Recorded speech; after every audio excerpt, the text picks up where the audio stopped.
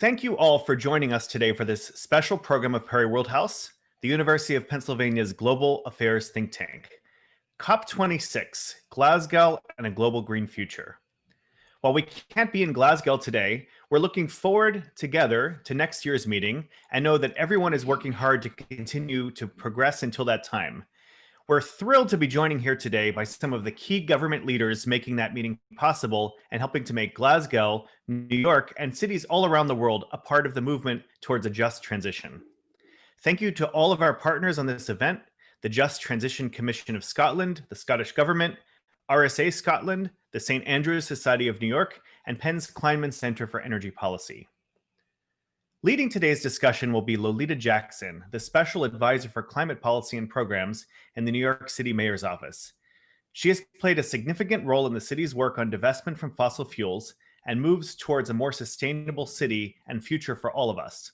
She's also a Penn alumna, and we're very fortunate to have her joining Perry Worldhouse this year as a visiting fellow. Lolita, thank you so much for coordinating this incredible discussion, and I'm going to turn it over to you. Thank you, Michael. Good afternoon or good evening if you're in Scotland. My name is Lolita Jackson, and I'm Special Advisor for Climate Policy and Programs for the New York City Mayor's Office and Climate Diplomat for New York City. Welcome to this session on COP26. Today is St. Andrew's Day, the National Day of Scotland, and I could think of no better day to hold this event. So a particular hello to all our Scottish friends who are tuned in. Slán Javar. There may be some of you out there who don't know what COP is. The acronym stands for Conference of the Parties and was first convened by the UN Framework Convention on Climate Change, known as UNFCCC, in 1995, convening nations to discuss climate. This year is the 5th anniversary of the adoption of the Paris Climate Agreement at COP21 in Paris on December 12, 2015, where countries agreed to reduce greenhouse gas emissions. Much has happened since that time. Most notably, the United States opting out of the agreement and now about to opt back in under President-elect Biden. With the change in administration and John Kerry named as Special Envoy for Climate, a cabinet-level position with a seat on the National Security Council, a message is being sent to the world that climate diplomacy is a front and center priority for the Biden administration, and the United States will be back at the table in Glasgow. It will be exciting to be in Glasgow to gather the nations back together to report on their progress, as well as including cities, states, and regions to report on the commitments and action that has happened on those levels. It's important that cities are included in all global climate discussions, as their direct involvement is critical to solving the climate crisis. We also look forward to seeing entities increasing their ambitions. Glasgow is the ideal place for the next gathering, as both the City of Glasgow and Scottish Government have committed to ambitious climate goals, including Scotland's pledge to reach net zero greenhouse gas emissions by 2045. Scotland is also one of the first nations to convene a Just Transition Commission to ensure people from all socioeconomic backgrounds are included in the move from fossil fuels to cleaner energy sources. Our speakers today will share the world-leading work being done in Scotland on climate and how Glasgow is working with other cities around the world, including New York City, and global networks to share best practices and collaborate. Before I introduce the speakers, I'd like to speak a bit from a personal level about how much Glasgow has already been collaborating with other cities on these topics. Glasgow, alongside New York City, was a member of 100 Resilient Cities, an initiative of the Rockefeller Foundation, and we connected early in that network. I'm proud to have been invited to speak at the launch event for Glasgow's Resilience Plan in 2016. In 2018, through a partnership with the Royal Society of Arts, RSA, representatives from Glasgow, Minneapolis, Pittsburgh, and I from New York City went on a resilience roadshow, speaking about post-industrial cities and their resilience challenges. We held events in Glasgow and Edinburgh during that time. Glasgow also has a deep partnership with the city of Pittsburgh in Pennsylvania, and recently the two cities became sister cities, largely initially based on the collaborative work on resilience through these networks. Glasgow is a global player in the city space, and I'm thrilled to have everyone else get to know the work being done there in Scotland more broadly. We'll first open with a video message from Rosanna Cunningham, who has served as Cabinet Secretary for Environment, Climate Change, and Land Reform since 2016. She has been elected to the Scottish Parliament since 1999, serving on the Justice, Health, and Rural Affairs Committees, and now Secretary Cunningham's video. Good afternoon. I'm Rosanna Cunningham. I'm a member of the Scottish Parliament and I'm also the Cabinet Secretary for Environment, Climate Change and Land Reform within the Scottish Government. I'm joining you today from Scotland on the feast day of Scotland's patron saint, St Andrew, a day which is a national holiday, a useful day to reflect on Scotland's place in the world, to offer our friends around the world the very best wishes, and to think about how we build for a better future. Scotland has always been proud of the role it plays in tackling some of the world's worst challenges. So it is a pleasure to have the opportunity to speak to you and to share Scotland's continued commitment to tackling the global climate crisis. Of course, I'd hoped to be engaging with many of you here in Scotland, given Glasgow was set to host COP26 this year, but I welcome the sensible approach to postponing as we continue to deal with COVID-19. I look forward to Glasgow hosting the postponed COP in 2021, where we can continue to work together to tackle many of the climate challenges we all face. However, the postponement of the COP doesn't mean we stop working to deliver on our climate ambitions. For Scotland, that means we will continue to implement a wide range of policies designed to combat the existential threat that we all face. Scotland has long been a trailblazer in tackling the climate crisis. We are the only country in the world to have set statutory annual climate targets designed so that we are held to account each and every year. As the Minister, I have to stand before Parliament every single year and explain the progress, or if there is a lack of progress, what that was about as well. So we're already leading by example and delivering on the most robust and ambitious climate change targets found anywhere in the world. Our emissions are down by 50% since the 1990 baseline, halfway to net zero. And our commitment to a 75% reduction in all greenhouse gas emissions by 2030 and net zero by 2045 puts us well ahead of the game when it comes to helping prevent warming of 1.5 degrees. As a government, we recognise that as technology evolves and our learning increases, that we must challenge ourselves to do more. As a result, we revise our commitments on an annual basis to ensure that we are doing everything that we can. Most recently, we have set out additional measures that will protect biodiversity, create good green jobs, and accelerate our just transition to net zero. And it's of course vital that as we tackle climate change, we do so in a way that supports all sectors of our economy. We'll encourage and help these sectors to recognise their green ambitions and to provide the investment needed to achieve them. We've already seen the substantial benefits of that investment in renewable energy, where we already generate the equivalent of over 90% of Scotland's own electricity demand from renewable resources, and where we have an ambition to achieve up to 11 gigawatts of offshore wind in Scotland by 2030, enough to power over 8 million homes.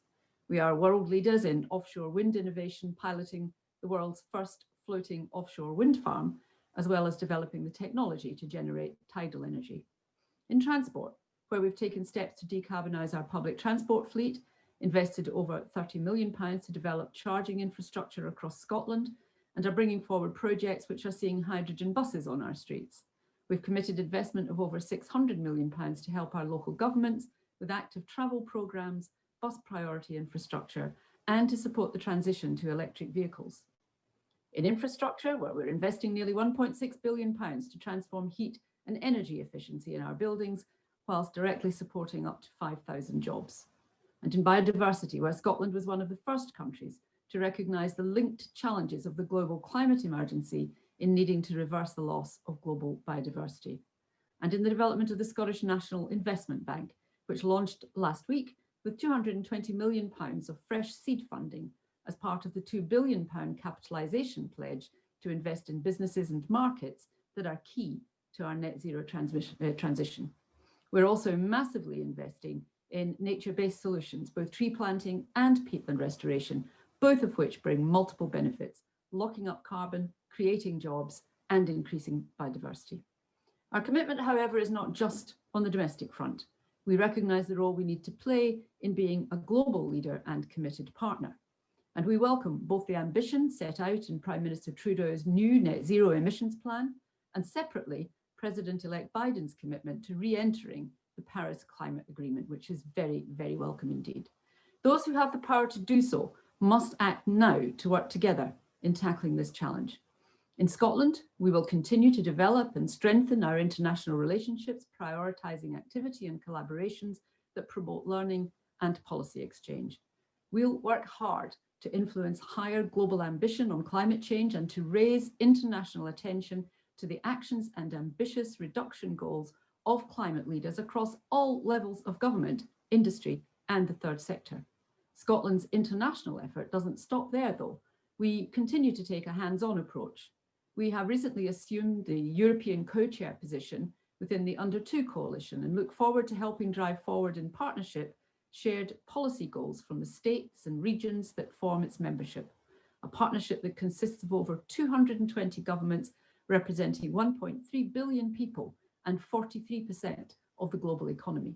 And as a global leader, it is vital that Scotland continues to share its story. A key component to that story is the establishment of Scotland's Just Transition Commission and the embedding of just transition principles into our climate legislation. Just transition has many meanings depending on who you are and where you live. I'm glad that you're going to get to hear more on this from Tom today, Tom Shields, the Just Transition Commission chair, who's on the panel. Make no mistake that whilst we have our own local climate challenges, we are all working towards the same goal, and where we can look to support those adversely affected or just beginning their climate journey, we must. We are funding a raft of international climate change work through our Climate Justice Fund, the first of its kind in the world. The fund has already dedicated over £21 million to working with some of the most vulnerable communities in the world who are on the front line of a climate crisis they did not cause. 2020 has been an incredibly challenging year. My thoughts go out to everyone who's had to deal with the unimaginable situation they find themselves all over the world, particularly those who have lost members of their family or very close friends. In Scotland, much like other countries, we do recognise the need to help our people and our economy recover from COVID-19. And in doing so, we see the opportunity to use this recovery to better ourselves, to work to address issues that affect us all, to build back not just better, but greener, more sustainable and more inclusive. A recovery in which we amplify the benefits of a transition to net zero, develop sustainable skills, create green jobs and nurture innovation and growth. The Scottish Government has already taken immediate steps to invest in this recovery, focusing £66 million of our £230 million capital investment package explicitly on a green recovery. And next month, the Scottish Government will publish our Climate Change Plan update, which will demonstrate how we will achieve a green recovery and outline our trajectory to net zero. I look forward to continuing to work together with North American governments and partners to continue to tackle the greatest global challenge of our lifetime. I'm confident that if we work hard to do all that we can in partnership, then we will be protecting the planet for future generations to enjoy. So I hope that what I've said has given you a feeling of what we in Scotland are doing in response to the global climate emergency, both here and with international partners. And I want to thank you for giving me this great opportunity to speak today and look forward to hearing more about the panel discussion coming up. Thank you. What a wonderful message. Scotland is a leader in climate ambition and also walking the talk. I would like to now introduce our panelists. Kirsty Burge is the Director of Energy and Climate Change for Scottish Government. In this role, she's responsible for energy and works with Secretary Cunningham. Duncan Booker is COP26 Stakeholder Manager for Glasgow City Council. He's worked on policy development in local government for more than 20 years in a range of areas. He drafted the Council's report and recommendations on the climate emergency last year. Tom Shields is a commissioner with Scotland's Just Transition Commissioner, as Secretary Cunningham just said, and is part of the group advising the Scottish Government on a sustainable recovery from the COVID pandemic. He is Chief Executive of Spring Rise, a consultancy providing support to chemical processing, waste recycling, and renewable energy industries. And finally, David Miller. David is the Director of International Diplomacy for C40 Cities. Mr. Miller was Mayor of Toronto from 2003 to 2010 and served as Chair of C40 from 2008 until 2010. He's the author of Solved: How the World's Great Cities Are Fixing the Climate Crisis. And now I'd like to turn over to Kirsty. Thank you very much, Lolita. Can I check that people can hear me? Lolita, maybe give me a smile. Great. Okay. It's a real, I love this smile. It's a real pleasure to be here. I'm sitting in my spare bedroom come office, only a mile away from where we will be hosting COP in just under a year's time, and I am incredibly excited. And it's a pleasure to be invited to event with our North American friends. There's been a lot of changes, particularly in the US, which we very much welcome in the rest of the world. Look, I'm going to keep it really short because you've heard the headlines from the Scottish Government from our Cabinet Secretary. But the point I'd really like to emphasise is that we are now in Scotland embarking on the really, really tough part of our net zero journey. We've done the easy bit. We have a really impressive track record, I think, in decarbonising our energy supply. As the Cabinet Secretary said, we generate about 90% equivalent of our consumption from renewables. That's a huge change in the last couple of decades. But building wind farms, which is largely how we've done this, is really easy compared to what lies ahead. What we now need to do in Scotland on our journey to our 75% reduction target in 2030 and our net zero by 2045 is fundamentally transform the way we work and live as people. So everything from our transport to our buildings to the way our industries operate. And that is challenging. There are huge opportunities in this. It's clear that the low carbon economy is growing, but it is not without challenge, both in terms of the science and innovation that happens, but also in relation to policy design, which I think is probably where most of the audience here is involved in. And that's why the kind of fora like today are incredibly useful. We don't have all the answers. We have discussed this. Tom Shields he's on our Just Transition Commission. He's also on our Sustainable Advisory Renewable Group, who've been advising us on our climate change plan update. And one of the key conclusions from that group is this is learning by doing. So we need to work with partners who have done things differently, who have been more ambitious from us, who have done other things all across the world to learn what works, where are we pushing the boundaries, to share knowledge so that we can implement policy in these really challenging areas to the best way possible. And we've been working, very so pleased, we all are, that the US is back on the climate change stage globally at the federal level. What's been pretty clear to me is just the level of action and policy below the federal level. So, for example, the work that the We Are Still In group are doing and that you've been doing at the city levels, it has not gone unnoticed just how much activity there's been in North America on that front. So I'm not going to say much more because I look forward to the question and discussions, and I'll chip in with some points from Scotland there, but it's just a real pleasure to be here. And I believe I am handing over to Duncan. Is that correct? Okay, thank you. Thank you, Kirsty. And effortlessly, we move from the National Government for Scotland to one of Scotland's leading cities, Glasgow, and host city for COP26 next year. So it's a real pleasure and a privilege to bring St Andrew's Day greetings to you all from the host city for COP26. And a special thanks to Perry Worldhouse and to my good friend Lolita Jackson for giving me the privilege of being on this call here today. I think it's become more and more clear to all of us that when COP26 arrives in November next year in Glasgow, it'll be that key point at which the world looks to turn from the recovery process from the COVID crisis, which we had not foreseen, to turn once more to the climate emergency, which we already knew to be looming upon us.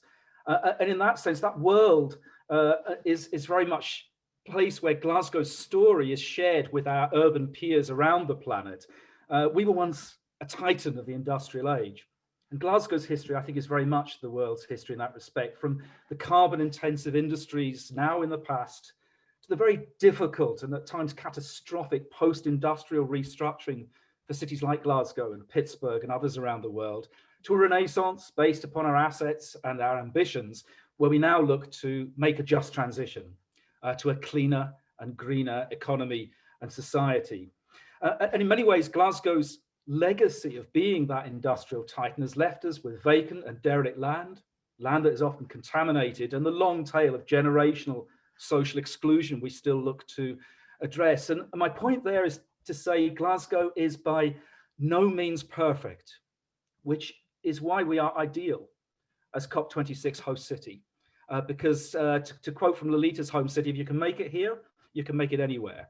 And the challenges Glasgow faces are the challenges, if the world doesn't already face, will be the challenges the world soon faces for many of our cities.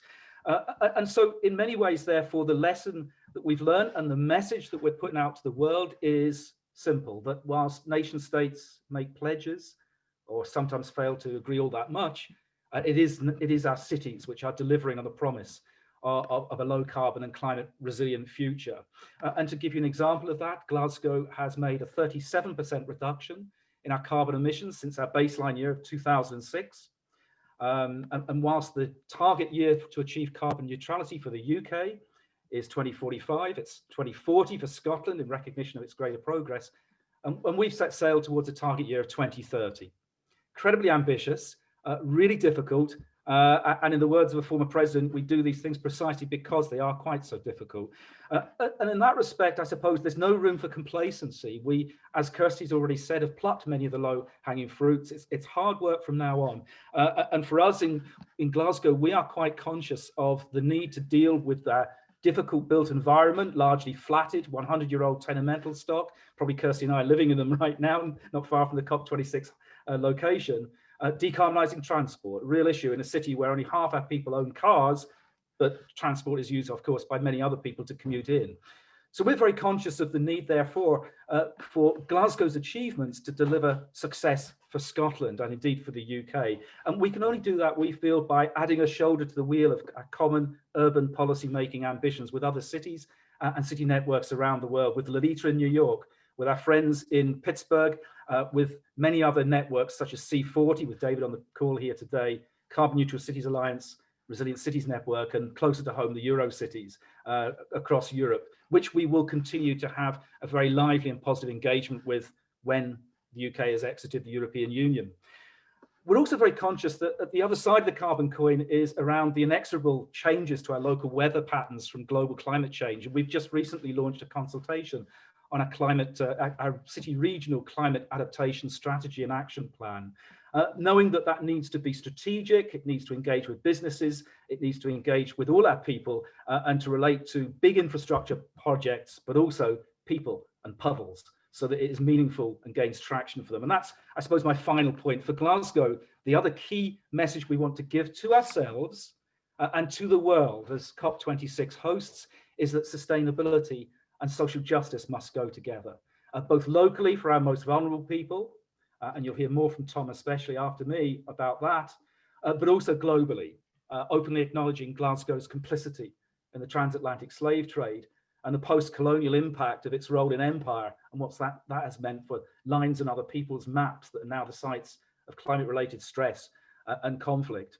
And we're very keen to be able to get that message across as we approach COP26 and to invite the world, and particularly the mayors and cities of the world, to Glasgow and to work strongly with the Scottish and UK governments as we do so. One final point. If in what I've said it sounds like it's all about big institutions talking one to the other, then fundamentally it has to be about an engaged, meaningful and continuing conversation with all our communities in their diversity and in the places where they live, in order that what we say can gain traction in the lived experience of their day-to-day lives and provide good, green, well-paid jobs, affordable warmth, and a decent urban quality of life. One final point, therefore, I'm going to make, perhaps no more apt than in these current times. A political philosopher once said that we do make our own history, but we do not do so under circumstances of our choosing. That's perhaps never been more so appropriately the case right now with COVID and climate. And maybe the right point now for me then to pass on to Tom Shields to tell you more about his work with the Just Transition Commission for Scotland. Thank you for listening. Well, thank you, Duncan. And I'm delighted to be here. I'm particularly delighted because the term just transition originated in the East Coast of the United States. A person called Tony Mazzocchi, an activist in the labor movement and in the environmental movement, eventually in peacekeeping, coined the term. And so it's a great connection for the just transition on Scotland to have with this part of the world. So having introduced myself, I'd like to just share a few slides with you, if I can. So I'm going to,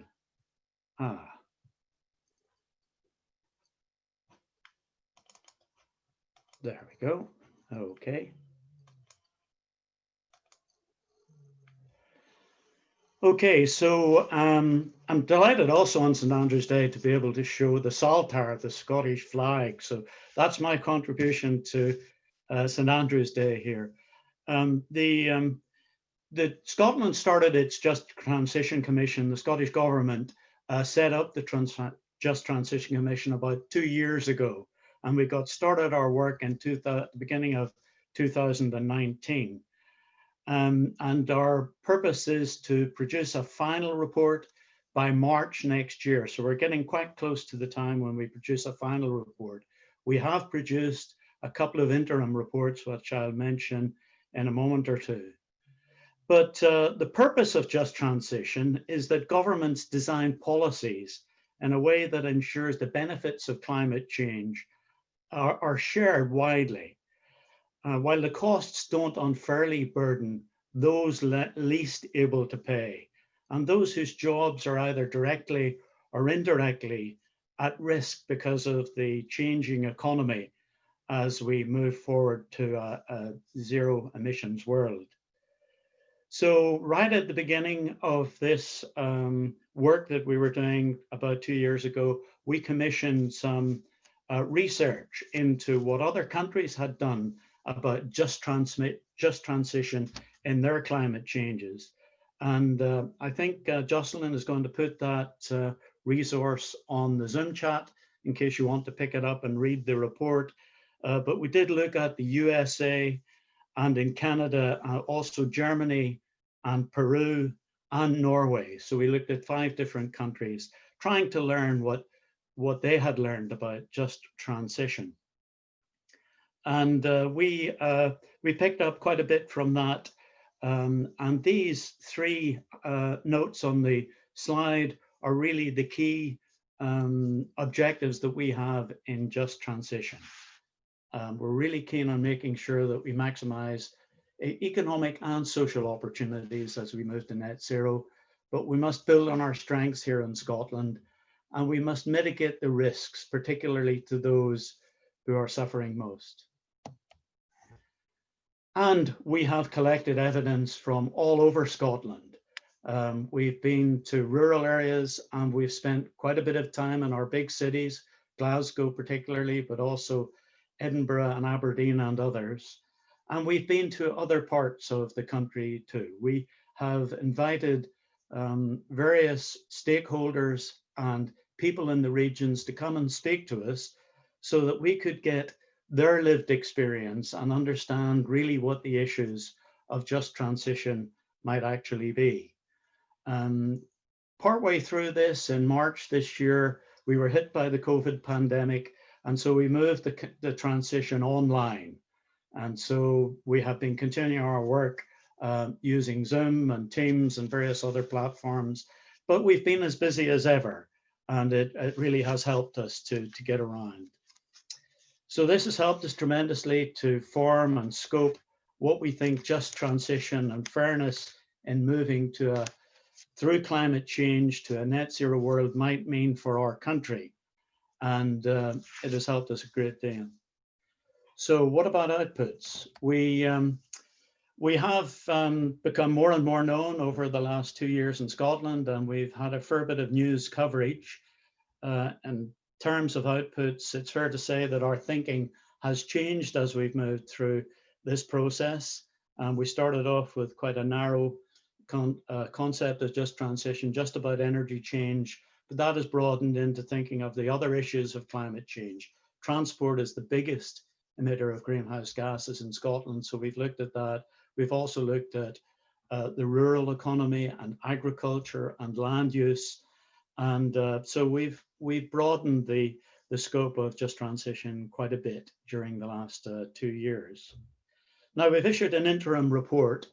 We did that in January this year. And again, A link for that should be going on the chat so that you can see in detail what our advice has been. We really were keen on recommending that equity be placed at the heart of all the decisions on climate change that are taken, all the policies that government takes, and that people who are affected by climate change get a voice in influencing those policies and those decisions.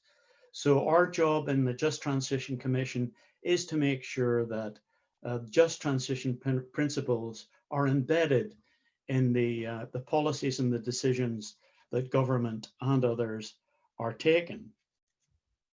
And we then, as I said, in March this year, we were hit pretty badly in Scotland and are still suffering from the COVID pandemic. And that, it's true to say, changed things enormously for us. The Cabinet Secretary, Rosanna Cunningham, who you heard of earlier, asked us if we would consider what a green recovery would mean coming out of the COVID pandemic and how we could maintain our progress in Scotland towards our really ambitious targets whilst recovering from COVID. So we did produce a report and we made some fairly urgent recommendations about creating warmer homes, better public transport, support for our young people in particular, support for our rural areas and tourism, which is very important in the rural parts of Scotland. And we spent a fair bit of time looking at oil and gas and the oil and gas sector, and just talking about that a little bit more. The energy transition in Scotland is about a transition from oil and gas coming from the North Sea. And you can see a picture there of a North Sea oil rig. That's where our oil and gas comes from. And it has been the mainstay of the energy provision in Scotland for many decades. But we're transitioning away from that. And now nearly 80% of our energy comes from renewable sources, not from oil and gas. So there is a significant reduction in jobs in the oil and gas industry. And that has been accelerated even further by the COVID pandemic, because that is a global pandemic. It has affected the world. And the oil price has gone down considerably. And that is accelerating the loss of jobs and the loss of work in the oil and gas sector. We have made specific recommendations around building a roadmap that could take workers in the oil and gas sector through a process of decommissioning and then moving on to perhaps other things, repurposing and redeploying. Particularly, we have a great opportunity in Scotland in carbon capture and storage, and we have great ambitions there, and that is very well suited to redeployment from that sector.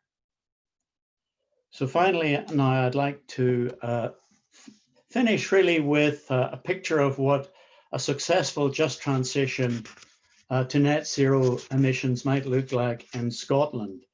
What you're seeing on the screen here is really the results of an engagement we have done with the general public over the summer months and in the spring. And this is really an image, a vision of what just transition might mean in Scotland. Of course, COVID has impacted it there, but the goal is for a prosperous, healthier, and sustainable Scotland where environmental considerations are central to decision making and the changes occur fairly. So I'm going to finish there and stop sharing. Okay, so thank you very much. And so my job now is to hand the baton on to David Miller, who is going to talk about climate change and cities. So over to you, David. Tom, thank you very much. And thank you to all of the speakers so far. It's impressive indeed to see the work of Scotland and of the city of Glasgow from a variety of perspectives. But I do want to first of all say thank you to Duncan and the city of Glasgow, where I've known Duncan for quite a while, and I've had a number of opportunities to speak at various events in Glasgow and across Scotland over the last decade, and have really learned a lot firsthand about Scottish leadership. And there's a wonderful synergy between the values that are expressed in Scotland through their elected representatives of social inclusion, equity, justice, and Scottish history of tremendous leadership in technical areas like engineering, and bringing those gifts together really can help us materially move forward on climate change. So it's a pleasure and a privilege to be part of this, and it's been a real honor to have the opportunity to see some of these policies develop. And I've been asked to speak a little bit more about the role of cities from the perspective of the C40 Climate Leadership Group, which is a coalition of originally 40 but now 97 mayors, predominantly of very large global cities, over 3 million people.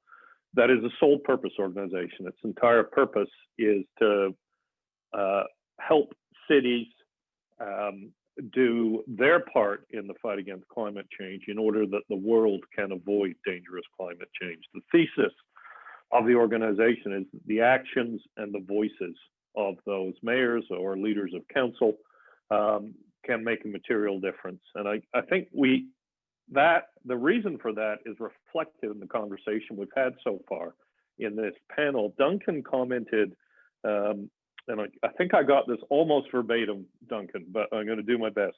While nation states make pledges, it's our cities that are delivering a low carbon and resilient future.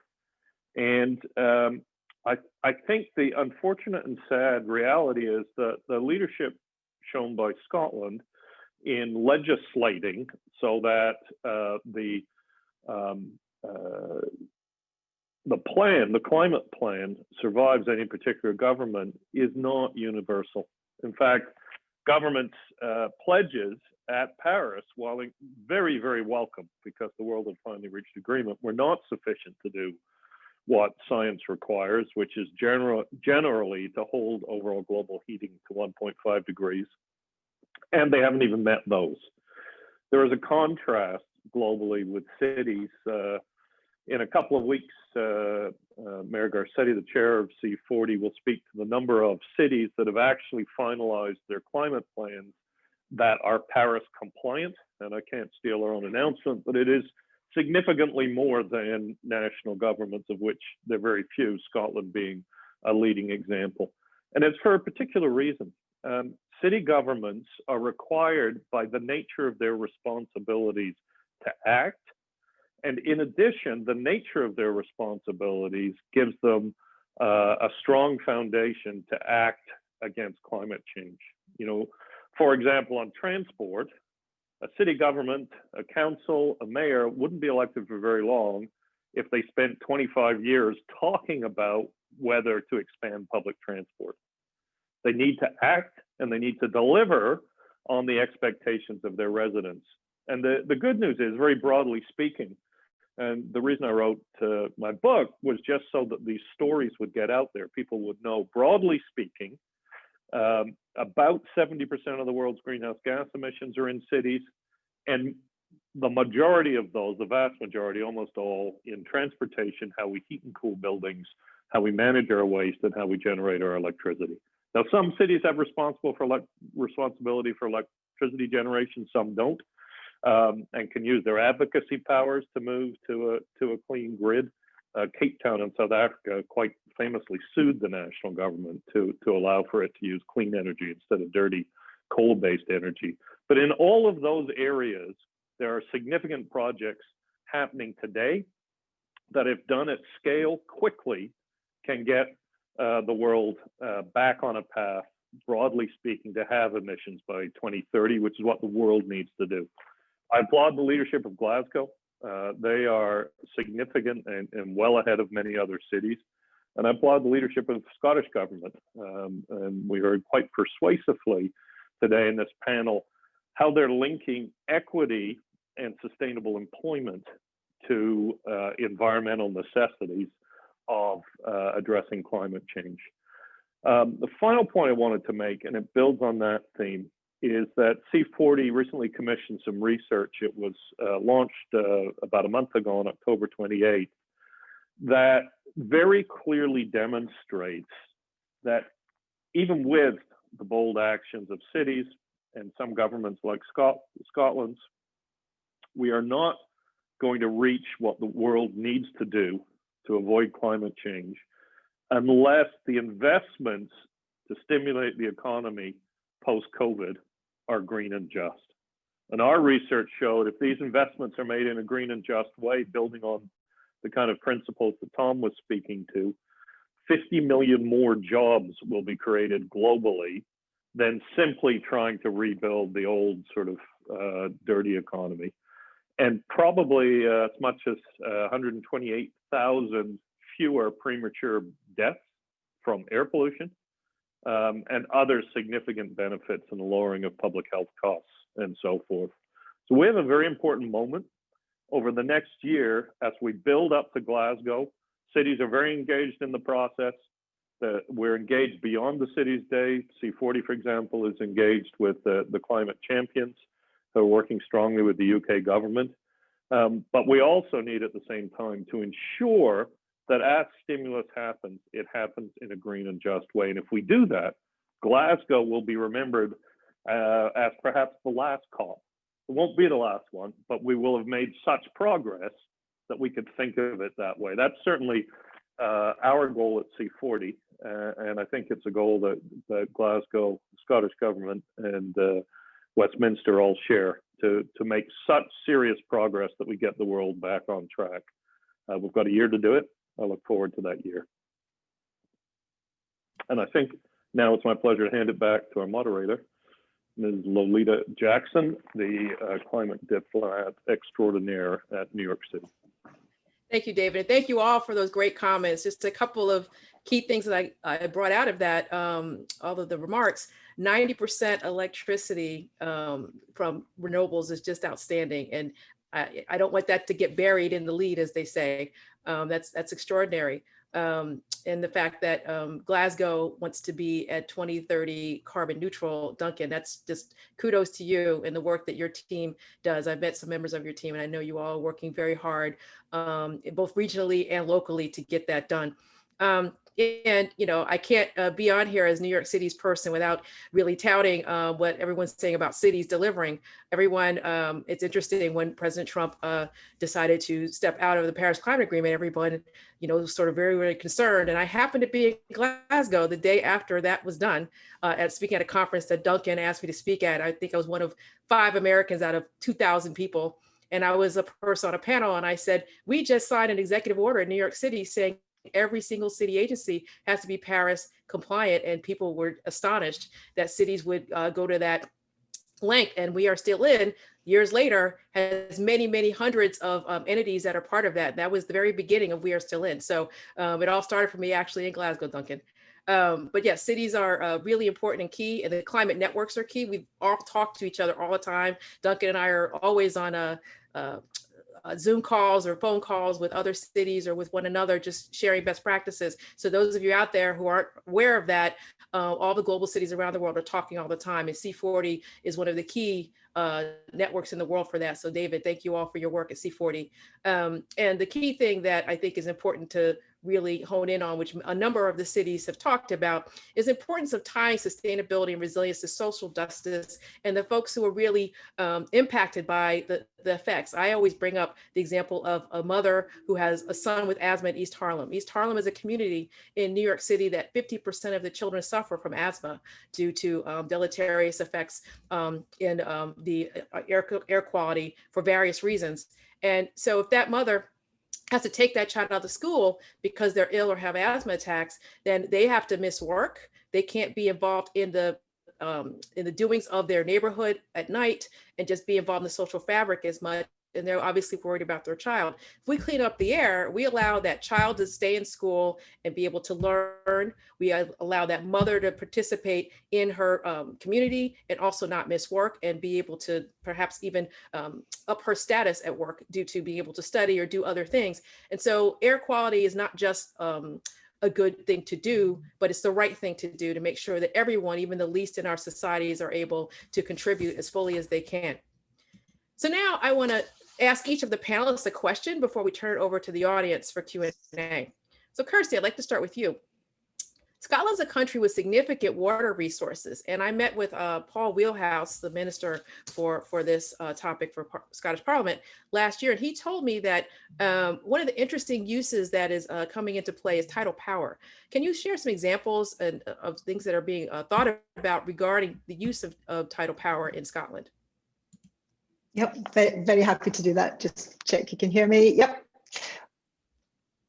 Good, good. So we've already talked about decarbonisation of our electricity system, and most of that has been through onshore wind and now more recently through offshore wind. But we think there's a number of renewable sources that need to play an important part in decarbonisation in Scotland, and marine energy is one of them. And if you've looked at a map of Scotland, you'll see it has a lot of coastline. There's lots of little fjords and islands, and just huge opportunity for marine energy resource. I think in Scotland we've got a third of the resource for tidal and 2/3 of the resource for wave energy in the UK. And again, the UK has quite a lot of Europe's potential. So we think it has a huge or potentially a big role to play, both in terms of providing energy, but also in creating jobs, and particularly in more remote areas. It's a new technology. It is behind wind, obviously, and solar and some of the other technologies in cost. But for example, the International Energy Agency is clear that technologies like marine need to play an important point. So we've been supporting research and development and deployment of marine energy in Scotland, both wave and tidal energy. And here comes the sort of tourist moment advert for Scotland. And we've got the world leading European Marine Energy Centre in Orkney in Scotland, one of the islands just off the north coast. And it's a truly inspirational place. It's world renowned. It's the one accredited place worldwide for testing marine resources. And on tidal, so tidal is the marine energy that is most developed. The advantage of tidal is it's reliable. You know when the tide comes in and goes out, so you know when you're going to get the energy. And we've got a number of projects across Scotland looking at tidal or tidal energy projects. One is with Nova Innovation, that has 100 kilowatt turbines off Shetland, which is another island, which is in between Norway and Scotland, basically. And they started in, I think it's 2016, and they've added, it could be 2018 actually, and they've added turbines as they've gone along. The really exciting thing is that they now have added a Tesla battery. So that means that there's a continuous flow. So the battery will store, obviously, when the tide is doing its bit. So the battery is storing that. So that means that there is a continuous flow of electricity from the tidal generation project. We've also got CMIC Atlantis Energy's Maygen project in the Pentland Firth, which is the world's largest planned tidal array stream, the planning of up to 230 megawatts. And we've got another device by Orbital Marine Powered, which again is in Orkney, which has been tested. So we invested, I think last year, we ran a competition for about £10 million for deployment and testing of devices. And we see this as a significant opportunity, particularly in coastal and island communities. And so that implies in Scotland, but a number of other areas around the world, which is less suitable for solar, for example, because it takes a lot of space, and in areas where wind resource may be less appropriate as well. Okay, thank you very much for that. Duncan, I want to turn to you now. I was struck by the amount of diversity I saw in Glasgow during my trip last fall, which was even more than I had seen 5 years prior. So just in that short period of time, there were many more people of diverse backgrounds. Can you speak about how the increased numbers of immigrants have changed planning and policy development and the neighborhoods in Glasgow? Thanks, Lolita. That's a lovely observation, and one which for me, having spent all my adult life as an incomer to Glasgow, I can attest to, as well as the warmth of the welcome this city has offered me and many others. And I suppose Glasgow's always been an open and outward-looking city for no other reason than it's on the coast. It's a port city, so it's the place, I suppose, where goods, but also people, and perhaps as importantly, ideas have always been exchanged in that easygoing, trade that you get with a city that's open to the trade winds of the world in that sense. But what we've seen, especially over the last 20 years, I think, is a much bigger number of people coming to Glasgow, particularly from Africa and the Middle East, in terms of national origin, through the UK government's refugee settlement program. And as they've moved from being asylum seekers to refugees, they've chosen to stay in Glasgow, which is fantastic because, you know, at that point they could have moved anywhere across the UK. And what we've seen fundamentally is at long last the city turning a corner from declining population to a halt to a rising population, and a population of new Glaswegians who are predominantly quite young with families. So just to give you a really profound example, there's a former leader of the council, our equivalent to the mayor, who held power in two separate administrations almost 20 years apart. And he said in his first administration at the end of the 1990s, with great regret, he was closing schools, making decisions because of reducing school rolls, and they just weren't economic. When he came back into power 20 years later, he was snipping ribbons, opening new schools and agreeing capital program. And if you look at our schools now, there's well over 150 home languages spoken by pupils, and you'll see a vibrant and diverse community. So I think Glasgow's always been, you know, Scotland's most multicultural city, but I think that's shifted even more in recent years. And, you know, just to give you a very local example, because sometimes the things on your doorstep are just as important as the theories that are in our PowerPoints. You know, near where I live, there was a former community centre. We ran it as a council. Apparently the local community didn't particularly value it, so we shut it. I think we sort of half-heartedly offered it as a community asset transfer, and no one wanted it. That community centre has now been brought back into use as a Pentecostal church by a congregation of predominantly Congolese national origin. That's a story no one would have predicted, and it's happening right across the city. We're seeing, in many ways, in parts of the city, forms of what I can only describe as faith-based regeneration from African national origin communities, which just no one saw happening. And we obviously also welcome Syrian asylum seekers who have received refugee status from the conflict there. And you could argue that was initially fostered by forms of climate-related conflict between peoples. And so we're seeing a whole new set of Glaswegians coming in. And with that, a climate emergency plan has talked about how can we draw upon the experience of people who have been resilient, coming across the world in some cases to Glasgow, bringing with them their own traditions and innovation to our economy and to our society. And that's something I think we're really going to want to pick up on. And with that in light, just one final comment, if I may, Lolita. We're quite mindful of the fact that the postponement to COP26 has displaced COP27 from the continent of Africa next year to 2022. We don't yet know what the host nation and therefore city will be, but we are very mindful about how we can reach out the hand of friendship, pass the baton on, as it were, with the UK government's presidency to COP27, and how we can draw upon that incredible resource of experience from our new Glaswegian communities. So big changes and more changes still to come, I suspect. Thank you, Duncan. And now I want to turn it over to Tom to ask him a question. And Tom, your question, can you tell us about the level of knowledge and receptivity of the Just Transition Commission work in the general population? I know you talked about that there's some press, but curious to see if you turn to someone on the street and they would know that it exists, and the implementation timeline for the outcomes of the work. Okay, thank you, Lolita. Yes. We're getting a fair bit of cut through to the general public. You saw some of the media reception that we've been getting, some of the news stories that have been going out on television and on radio and in the newspapers. There are some links to that on the chat again. So we're getting quite a bit of coverage. I think when we started, I really rarely came across anybody who really understood what just transition meant and what the principles were. But that has been changing. We're getting a growing level of knowledge in the general public. I mentioned that during the spring and the summer this year, we ran a public engagement program, really consulting the public on what they thought about this and what the issues were for them. And we covered a whole range of people. We did get several hundred. We had a call for evidence as part of that, written evidence. We had hundreds of responses to that. And I was delighted to see that over 50% of those responses were coming from private individuals, not organizations and pressure groups and lobby groups, but were coming from people who just felt strongly about a particular issue in their area and were contacting us about it. So I take that as some sort of indication that we're getting penetration through to normal people. Just last week, we ran a webinar very like this on Zoom.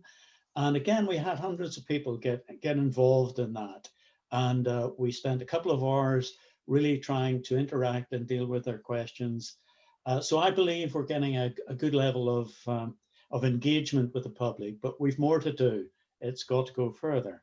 In terms of the timelines for our outcomes, well, I've mentioned that we have to make a final report by March 2021.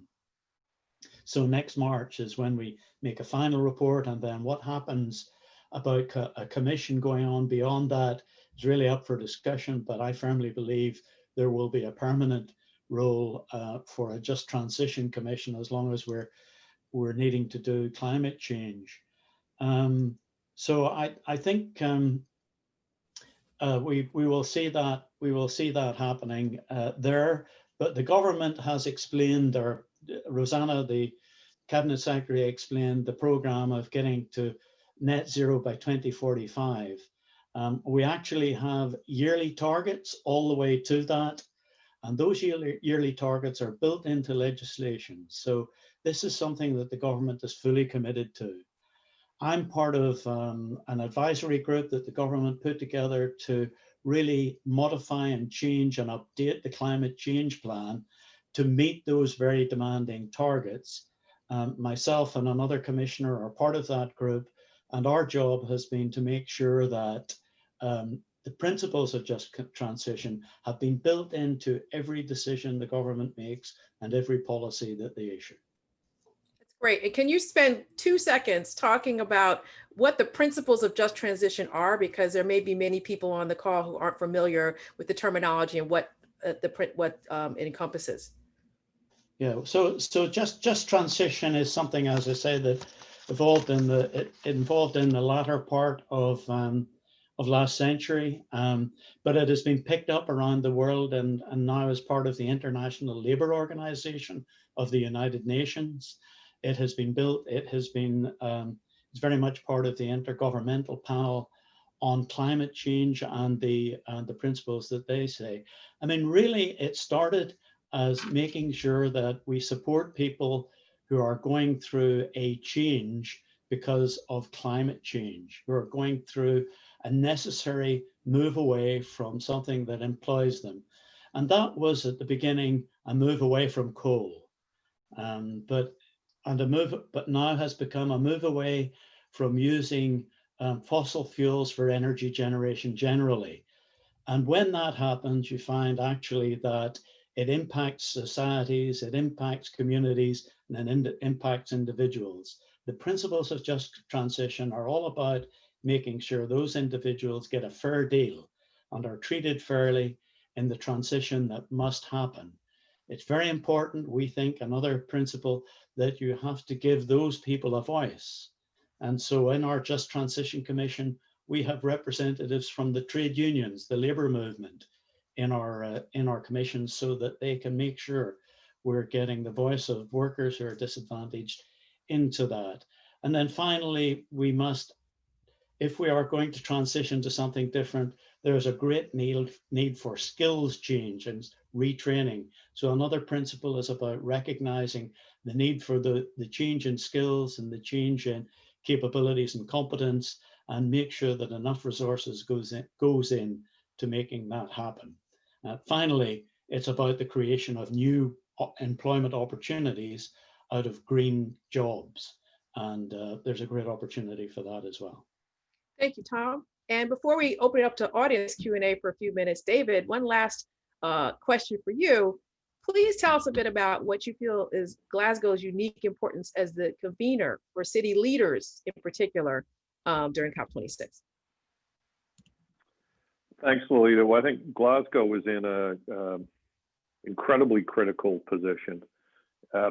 City governments have a very important role at a COP. The national governments tend to negotiate incredible intricacies that, from my perspective, are of course essential, but in a way don't really get us anywhere. And there's a very significant importance of action. Yes, we need national governments to ensure that their commitments and pledges are in line with what science tells us, the need to keep overall global heating to 1.5 degrees. And, you know, we see in the change from a change of US administration and the new administration appointing John Kerry, former presidential candidate, former Secretary of State, to a climate leadership role, how that single appointment has already changed the balance of what national governments are speaking about doing. But as Duncan and I both said earlier, on the ground, cities have an incredibly important role in taking action, particularly in those areas of transport, buildings, how we generate electricity, and how we manage our waste. And Glasgow has multiple roles. First of all, as an exemplar, it is showing the way. And the voice of the leader of Glasgow Council will be very strong in the context of COP26 because Glasgow city government has acted. It has a plan and a strategy and has taken real action and is discussing bold measures like potentially talking about divestment from fossil fuels and other very bold measures. So Glasgow's a leader, and it's a leader in a practical way. And that means that cities, whether in the run-up to COP26, as C40 is doing with the climate champions, or at COP26, will be able to address the need for action to show what we have done, whether it's Shenzhen in China, for example, completely electrifying its bus and taxi fleet, and also to speak to barriers that national governments may intentionally or otherwise put in place so that others can't follow. For example, financing the purchase of electric buses in Latin America, much more difficult than buying diesel buses. So Glasgow, as the convener and the host and an exemplar, has a tremendous opportunity, and I'm no doubt will help this global movement of cities to build on these actions and to bridge the divide between cities and national governments so that they either support or at least get out of the way so that cities can really move forward. And I think Glasgow's been instrumental so far in making that a reality, and I'm sure over the next year we'll continue to do so. Thank you, David. So we have about 10 minutes for audience questions. So let's make sure we keep it popcorn and keep the answers short so we can get to as many questions as possible. The first one comes from Stuart Sarkozy-Banoski. So some of you know him on the call. First, how do we get a more holistic, equitable resilience and recovery lens on this work to get beyond greening climate GHG production? Cities create many of our ills, but they are the tip of the spear for prevention and solutions. Second, COVID has also shown how much we need to message, storytell, and create trust in data, media, science, especially in the United States. How do we get this information out to the everyday citizen, especially with equity in the driver's seat? So I see a couple heads nodding, so I think 2 or 3 of you may want to answer. So just really quick answers if possible, it'd be great. Duncan, you want to go first?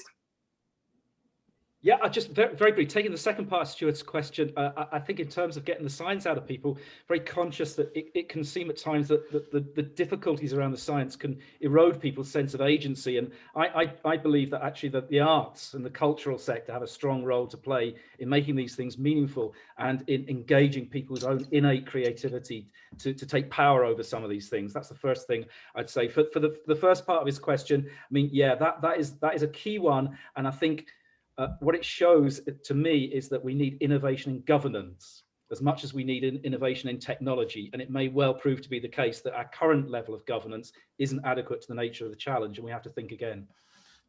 Okay, great. Kirsty, I know you wanted to go as well. Actually, very similar to Duncan.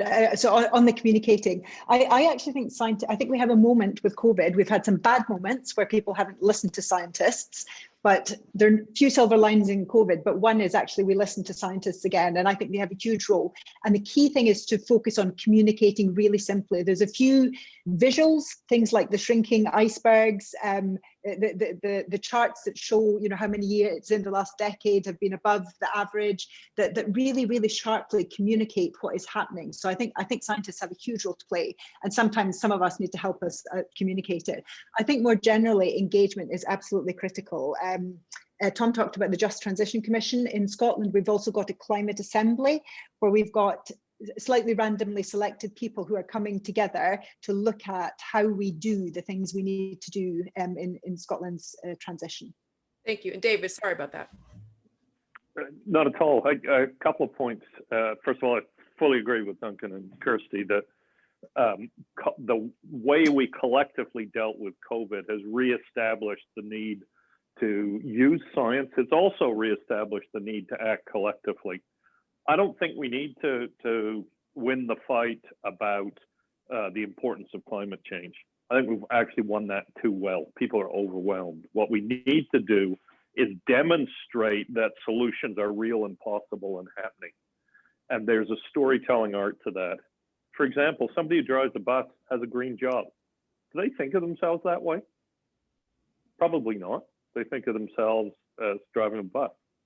And we need to think about how, in a much more coordinated way, we can talk about the solutions that are actually happening, predominantly in cities from my perspective, and how feasible they are, as opposed to an esoteric concept that's threatening all of humanity and is only going to be solved if we invent new things. People aren't going to put their back into it in that kind of narrative. They will put their back into it if they see, oh yes, you know, all of our transportation is going electric. Our buildings need to be better. Practical, real stuff that is also employing their friends. Those are the stories we need to tell. And if we can do that powerfully, particularly in a way that shows it's fair and just, then you win the narrative and make the hard actions much easier to do. Thank you. All right, so we have about 5 minutes left. So this is going to be one person can answer each question. We'll try to get through as many as we can. So the first question is, what is the role of housing reform and land use reform, both in developed and developing countries? Silence. Well, do you want me to speak to that, Dave. Lolita, and then bite my tongue on the others? By the way, I apologize. I answered some of the questions by typing. I thought we were supposed to do that, and I apologize if that prevented people from answering them. Others, I think this is extremely important. And the way a city is built, will it be built around this idea of 15-minute neighborhoods, a neighborhood in which people can live and have all their needs met, whether it's food, education, work, or will it be built in a sprawl basis? Very, very significant. In the northern developed Western world, we really need to focus on creating denser cities that function well and much more use public transport, walking and cycling to get around. In the developing world, it's often about dealing with informal settlements. Massively complicated there, not time for a popcorn answer, but there is significant work going on in China and elsewhere around trying to ensure that as cities grow, they're not only done sustainably, but there is a sense of justice. For example, Accra has reformed the way it deals with its garbage from an informal to a formal system, but in doing so, they made sure that not just protect the environment, but to help people who had informal jobs get formal good jobs. And those are the kind of models that are going to succeed going forward when you connect land developed, built form with addressing either relative or absolute poverty, because the people will be with you if you do that the right way. Great. Thank you. Next question. Connecting sustainability to equity came up several times, but the SDGs, Sustainable Development Goals, haven't been mentioned yet at all. Aren't the SDGs a natural language and policy framework that can help actors, including cities, implement the green and just transition? Duncan, you want to take that one? Yeah, mea culpa. I should have mentioned that before. And I think what we're looking at in Glasgow is what's called a voluntary local review of our activities and policies according to the SDGs. And actually, that's a good example where our common urban cross currents of policy have helped us, because it's something that our friends in Pittsburgh have done recently, and we've learned from them, and it's something we've proposed in our own climate emergency implementation plan. But yeah, absolutely. I think the SDGs often as well a common discourse across not just policymakers, but with communities as well. And that's a key thing in terms of the social justice angle, and also how we make meaningful this kind of language to our people. And I have to make a plug for New York. The very first voluntary local review was done by New York City. So kudos to my friends in international affairs for getting that out to the rest of the world and getting everybody else on board. Next question. I think it's probably a Kirsty question. How do you protect and respect the marine environment while developing and deploying tidal and offshore energy installations? Really, really good question. So you need to get the balance right between planning and developing wind farms and protecting the marine environment. And we have, like most countries, rigorous processes where you do an environmental impact assessment. So you need to do that really, really carefully. You can't just build a wind farm anywhere. When you try to do that, it will be challenged, in some cases successfully in Scotland. So you need to do that balance right. And it is very specific to a specific area. Great. Thank you. And Tom, maybe you can tackle this one. How have you approached working with any climate deniers to bring them on board to the work that you're doing, or at least minimize their influence in the work if you would come across them? Yes, it's a good question, Matt.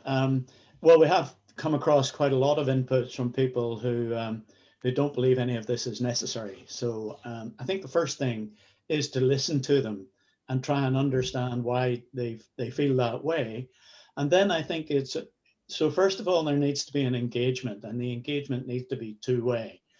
I think then there needs to be there is a chance to present the evidence about climate change and the evidence for the need for justice in making some of these changes.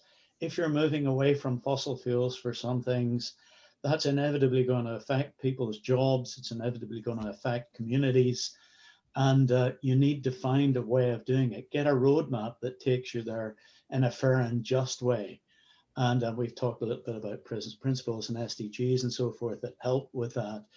But if you can get someone engaged, then you're on the page where you can at least have a sensible debate, rather than really just be oppositional at the beginning and find that all you're getting is pushback. The other thing that happens quite clearly is that if government, or at the local or the national level, tries to become very strong at imposing things when people don't generally accept it or don't feel that there's a justification, then there is a big pushback. So it's really important, in fact, that we engage the people who don't believe it's necessary to do what we're doing and are denying climate change completely. So it's about engagement. Thank you. And the last question goes to Duncan, and then we're going to wrap up the panel. Duncan, how can students get involved in COP26? What's being planned for them and the youth? Well, one of the formal answers is that our co-host city of Milan, Italy, will be having a youth COP. So there should be plenty of opportunities to get involved there. And the other thing on a more informal basis is do the things you do best. Be active, engage with people, use whatever media are suitable to come across and to be able to engage with the political process. One final reflection, as you happen to have me on unmute at the moment, Lisa. At the beginning of this event, it was scrolling through forthcoming webinars, and one I noticed was on the Nuremberg tribunals with the expression "law, not war." And I think that very much sums up the place the world is coming back to with COP26 next year, with the arrival especially of several nations on the international stage. But yeah, young people should do what they do best and get engaged. But the Milan Youth COP is a great opportunity. If people Google that, they'll find out more. Thank you. Thank you all. Before I turn things back over to Michael, I want to thank the panelists and Secretary Cunningham for all sharing insights and getting everyone excited about going to COP next November. I'd also like to thank our sponsors one more time, the Just Transition Commission of Scotland, represented by Tom, the Scottish Government, they've been great partners in getting everyone on board, RSA Scotland, the St. Andrews Society of New York, of which I'm a proud member. I'm actually part Scottish, so I'm wearing my pin today. Penn's Climate Center for Energy Policy, and of course, Perry Worldhouse and Michael for hosting this great session. So Michael, back to you. Thanks so much, Lolita, and also Kirsty, Duncan, Tom, David. Thank you so much for this hour and 15 minutes, which flew by. As you saw, there are many, many questions that we didn't get to, so apologies to everybody else on the call, but this is a topic that's near and dear to Perry Worldhouse. Climate change, global climate policy, city climate diplomacy, and of course COP26. So we'll be having many more events in the run up to next year. And I'm really looking forward to spending more time with all of you. Thank you all to the audience for joining us today. We hope to see you tomorrow for our weekly The World Today event on the Kosovo-Serbia dialogues. And as always, you can see a recording of this conversation on our YouTube channel, which you'll see linked to in the chat. And you can find out all about our other upcoming events by joining our mailing list and following us on Twitter, Facebook, or Instagram. So we'll drop links to all of these in the chat as well. And thank you again, all of you, the panelists, the participants, the viewers, for joining us today. We look forward to seeing you soon.